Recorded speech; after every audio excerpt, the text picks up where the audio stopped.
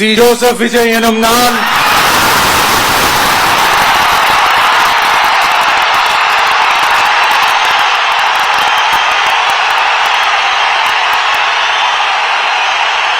சட்டப்படி அமைக்கப்பெற்ற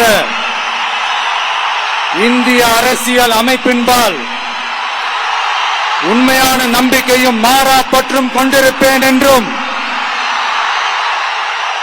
இந்திய நாட்டின் ஒப்பில்லாத முழு முதல் ஆட்சியையும் ஒருமையையும் நிலை நிறுத்துவேன் என்றும் தமிழ்நாட்டு அரசின் முதலமைச்சராக